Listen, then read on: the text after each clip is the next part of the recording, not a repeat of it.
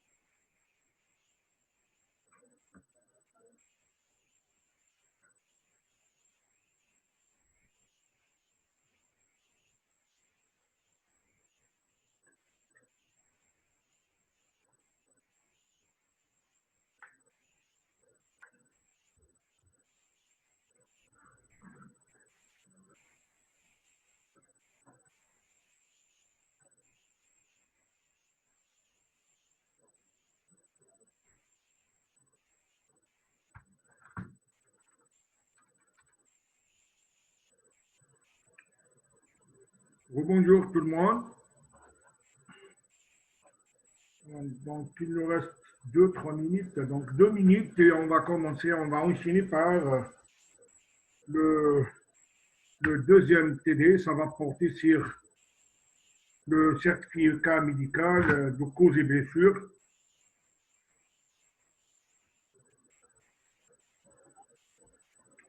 Donc,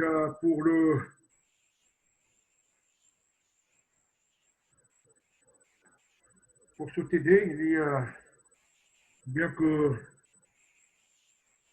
il n'est pas très important que au même niveau que le certificat de décès, mais vous allez tout le temps être sollicité lors de votre travail à établir et à délivrer des certificats de constatation de blessures volontaires et involontaires. Ça doit passer par vous. Ça doit.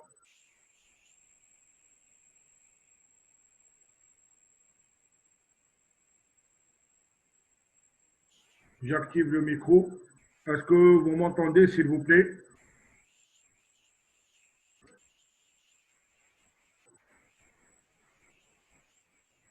Très bien. Donc, vous m'entendez, donc on commence très bien. Pour le TD2, donc aujourd'hui, le deuxième TD, donc vous devrez surtout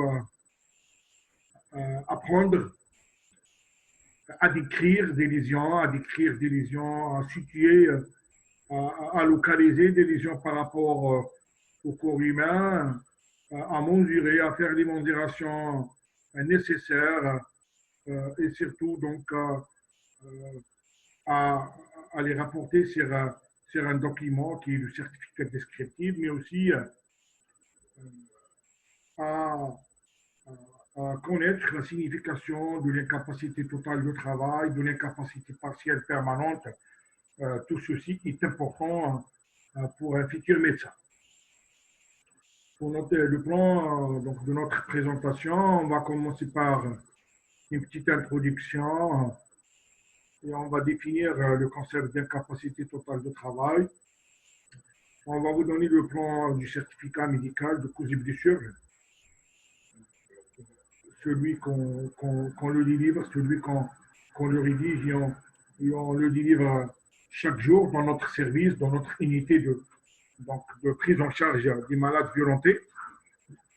On conclut et on insiste aussi sur la destination de ces certificats de coups et blessures au même titre que les autres certificats à destination judiciaire. Donc, en introduction, il faut noter que ce certificat, lui aussi, il peut être établi sur réquisition ou sur simple demande. Le plus fréquemment, c'est sur simple demande. Une victime vient chez vous après avoir subi du coup, ou encore après avoir fait l'objet d'un accident de la voie publique. Elle est chez vous pour recevoir des soins, pour une prise en charge médicale. À la fin de la prise en charge médicale, cette victime a besoin d'un certificat.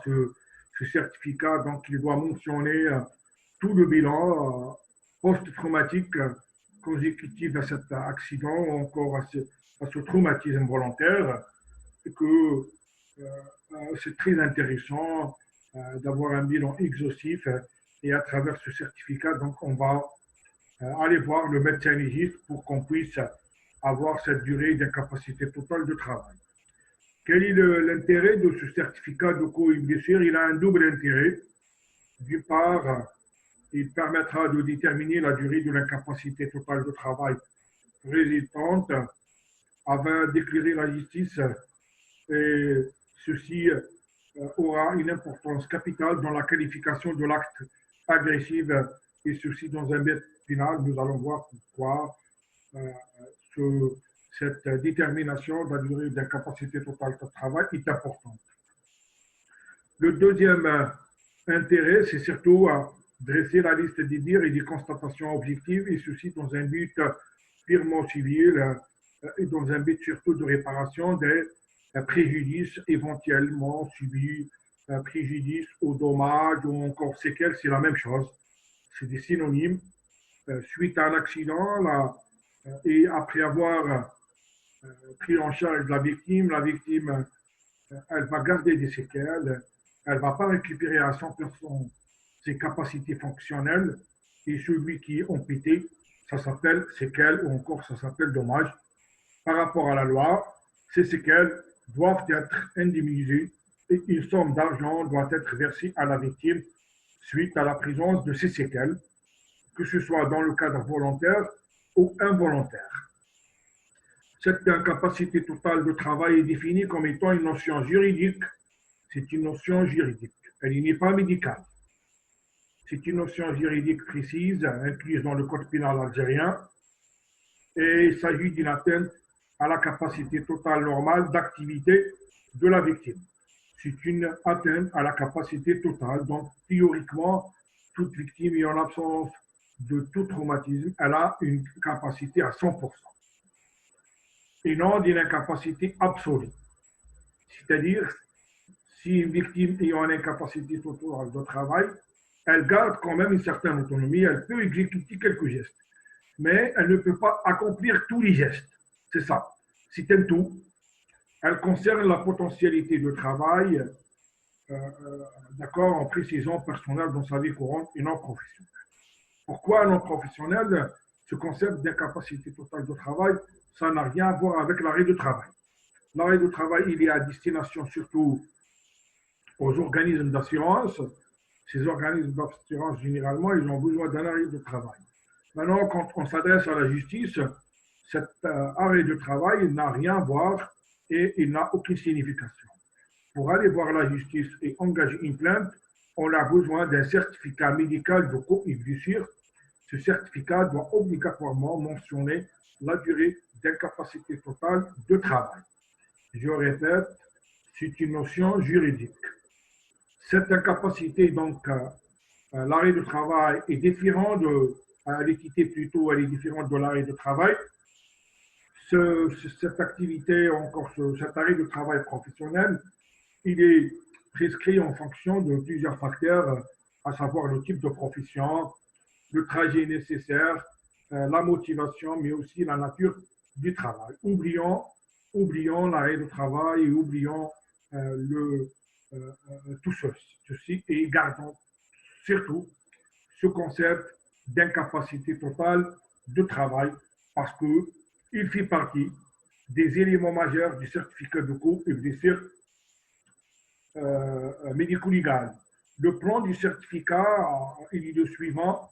On commence toujours par les données de l'état civil du plaignant avec la datation obligatoire du jour de la consultation.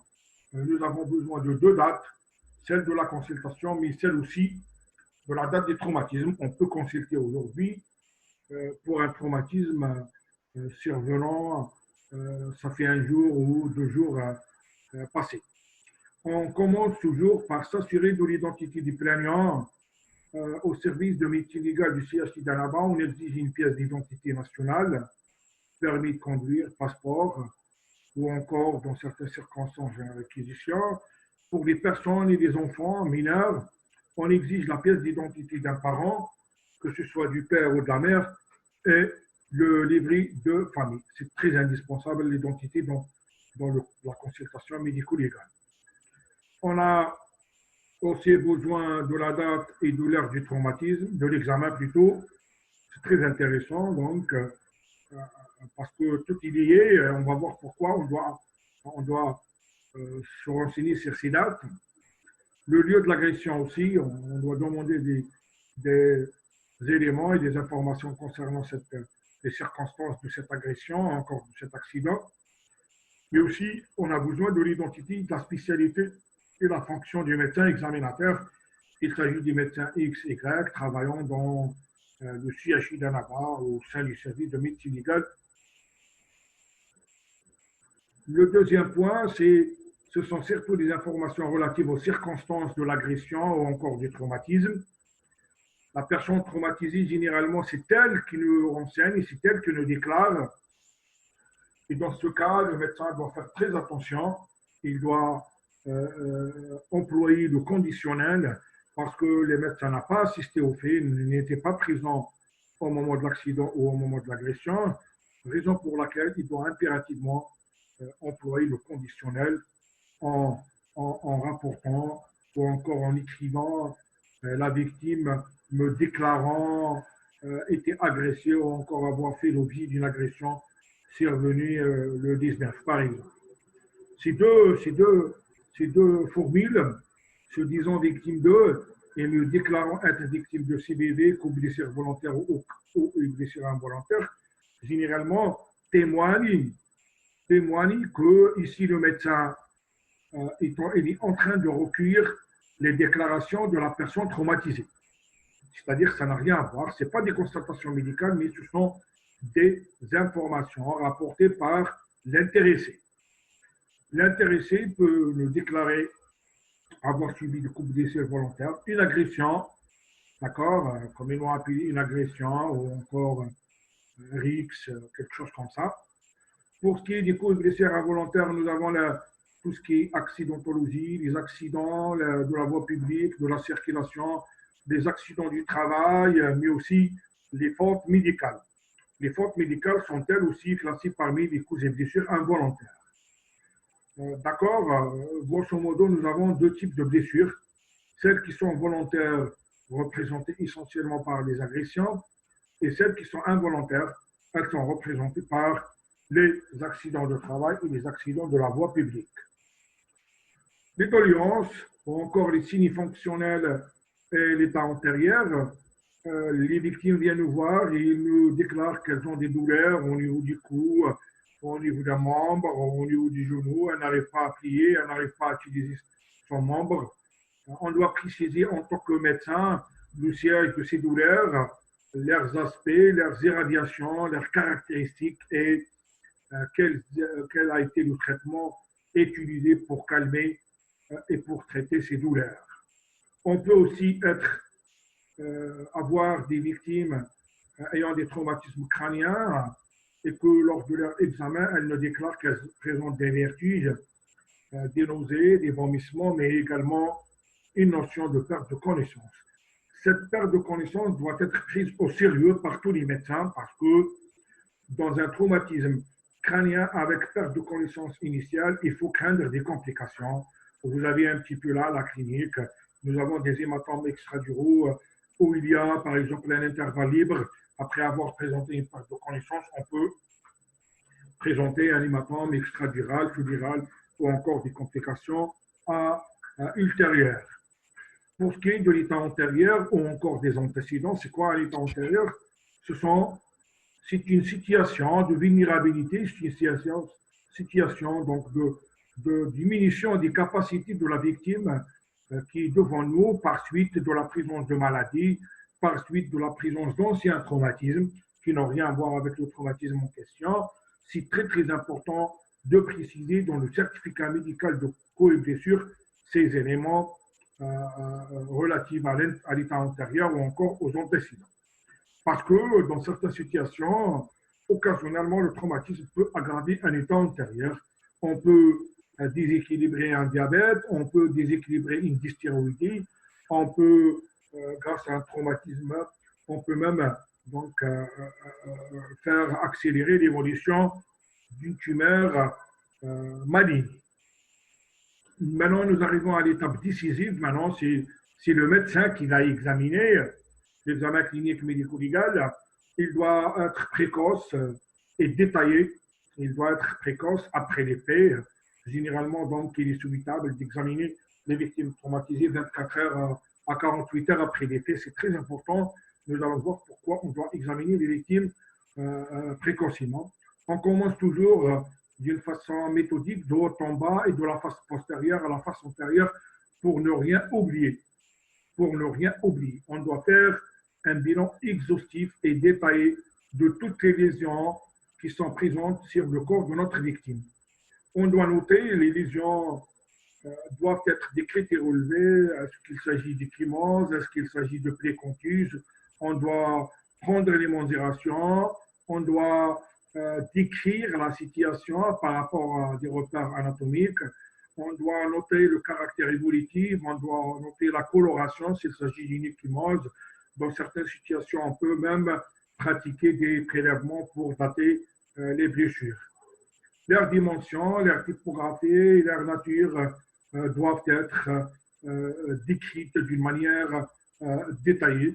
Il faut noter que dans certaines situations, et quand la victime est en urgence absolue, en urgence vitale, bien sûr, cette situation peut être retardée et elle sera faite ultérieurement.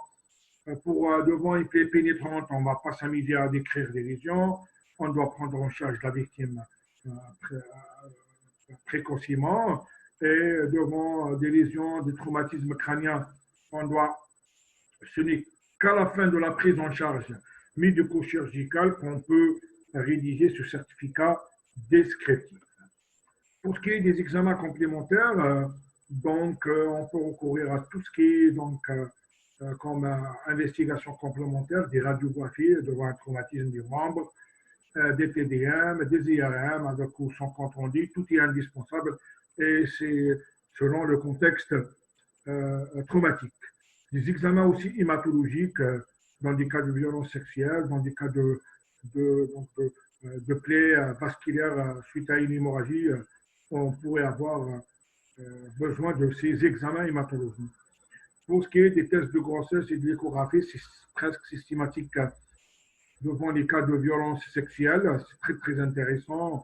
On doit protéger la victime sur 3 plans, sur le plan sanitaire, sur le plan aussi éviter des complications, entre autres la grossesse et la survenue de maladies sexuellement transmissibles, mais aussi on doit préserver des signes matériels consécutifs ou encore secondaires à l'agression sexuelle.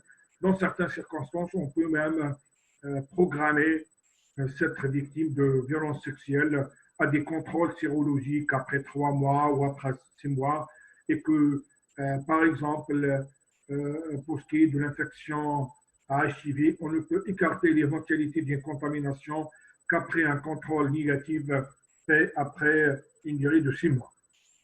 Les avis de médecins spécialistes, eux aussi, cette éventualité, cette étape, elle est très, très importante pour ce qui est des lésions oculaires. On a besoin d'un ophtalmologue pour qu'il nous fasse un fond d'œil, pour qu'il nous fasse un examen à la lampe à fente, pour qu'il nous détaille le bilan lésionnel interne, et c'est très, très important. Aussi, pour les examens aussi, et les avis de neurochirurgie aussi, c'est très important aussi pour tous ces éléments de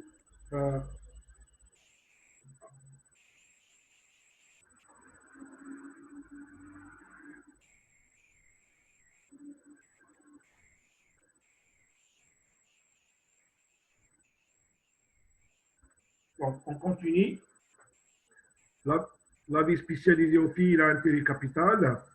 Le recours à un avis spécialisé peut retarder la délivrance de certificat médical de coups et blessures. Donc, on peut organiser même donc, notre prise en charge. On peut passer au rendez-vous après avoir pratiqué cet avis spécialisé. Donc, le malade peut revenir chez nous pour qu'il puisse, pour nous, qu'on puisse mettre en évidence le bilan lésionnel post-traumatique et par conséquent, à ce moment-là, on peut lui délivrer son certificat. Les soins, c'est très, très important et ça entre dans le cadre direct pour l'évaluation de cette durée d'incapacité totale temporaire. Le médecin légiste, il a besoin d'un compte rendu d'hospitalisation. Il a besoin aussi d'un compte rendu opératoire lorsque les lésions sont graves et lorsque une intervention chirurgicale a eu lieu. C'est très, très intéressant. On a besoin aussi de fiches médicales d'hospitalisation à l'intérieur de laquelle on peut trouver tous les renseignements secondaires à cette agression. Et aussi la nature d'un traitement. Est-ce qu'il y avait un traitement orthopédique, un traitement chirurgical ou même la nature d'une immobilisation du cou par un coulis cervical. Pour ce qui est de la conclusion, c'est un élément très, très intéressant dans le certificat médical de cause et blessures parce que après avoir écouté la victime concernant ses doléances, concernant ses signes fonctionnels, ses éléments relatifs à l'agression, on doit, et après avoir l'examiné, après avoir vu et consulté les radios, les médecins spécialistes, nous arrivons au stade ultime de la conclusion et on doit évaluer le retentissement d'une façon globale de ce traumatisme en termes de durée d'incapacité. Et c'est très, très important. À ce moment-là, on doit déterminer un nombre de jours en fonction de 4 paramètres. Ces paramètres sont les suivants. Premier élément sur lequel, auquel on doit intervenir dans l'évaluation de l'incapacité totale de travail, c'est la gravité de la lésion. Une plaie pénétrante est grave, une ecchymose est moins grave, une fracture est une lésion grave. Le deuxième élément, c'est la multiplicité des lésions de violence.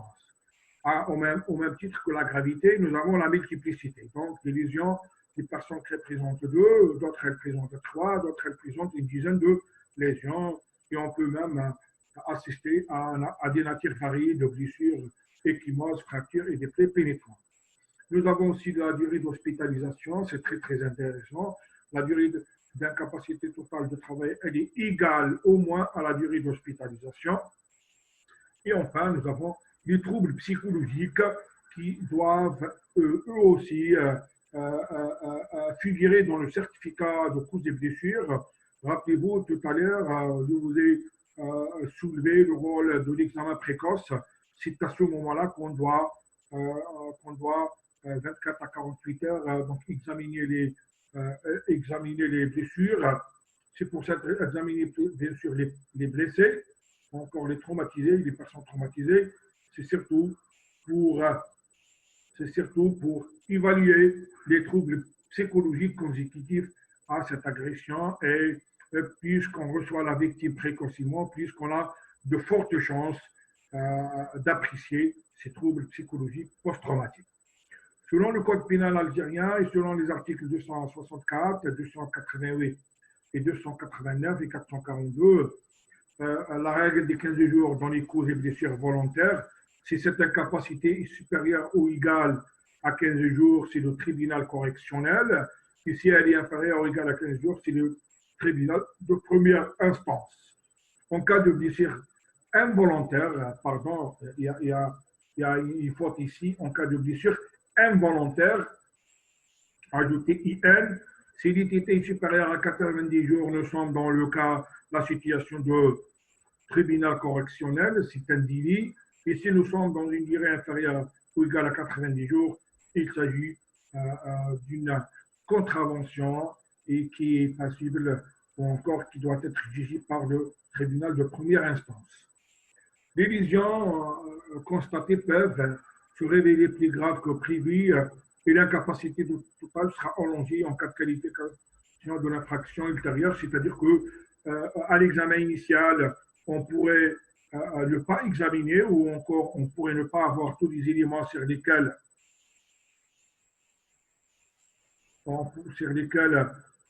les questions, c'est après. C'est après les questions, s'il vous plaît. On va ouvrir le débat. Et que dans certaines situations, donc, on reçoit la victime secondairement et on peut prolonger la durée d'équité le plus normalement possible parce qu'on n'avait pas assez d'éléments et on n'avait pas de bilan pour, par exemple, poser le diagnostic d'une fracture ou encore d'une complication. Pour ce qui est des séquelles secondaires à ce traumatisme, on pourrait revoir la victime ultérieurement après la consolidation dans le cadre de l'expertise pour évaluer les séquelles dans le cadre et dans un but de réparation de ces séquelles. La destination du certificat de cause et blessure, il est exclusivement destiné à l'autorité judiciaire. Ce n'est pas un arrêt de travail, il doit être remis aux mains propres de la victime ou encore aux parents quand il s'agit d'une personne mineure.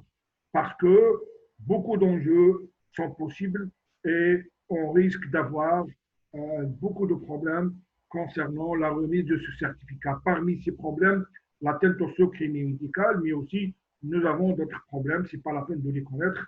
Pour vous, vous devriez avoir dans votre tête que ce certificat doit être remis aux mains propres de la victime ou encore à l'autorité requérante si nous sommes devant un réquisition. Je vais vous montrer quelques blessures. Il s'agit là d'une contusion du premier degré ou encore appelée communément ecchymose Elle est d'allure récente, elle est de couleur bleue, elle est arrondie. Vous avez un petit peu là les dimensions. Elle occupe le bras droit avec, d'accord, des mensurations. Ces mensurations doivent être faites et doivent figurer dans le certificat médico-légal. D'accord? D'autres lésions, c'est quoi ça? D'autres lésions, nous avons ces multiples équipements au niveau de la cuisse gauche chez une victime de violence conjugale, d'accord? Elles sont plus ou moins parallèles et entrecroisées, donc en forme de bande avec donc des mesures variant de 2 fois 2 jusqu'au 4 à 6 fois 2 cm. Elles sont évocatrices de l'agent ou encore de l'instrument qui a été utilisé. Elles sont aussi d'allure récente. Cette échymose aussi, ou encore cette lésion, voilà comment, donc la manière dont on doit mesurer une lésion tegumentaire. Vous avez le ribomètre, on mesure généralement donc la longueur puis la largeur, et c'est très intéressant. Maintenant, nous sommes devant une plaie contuse avec perte de substance cutanée. Vous voyez donc les points de suture. Lors du rapprochement, nous avons cet aspect avec de multiples contusions et abrasions punctiformes. Elles sont évocatrices d'une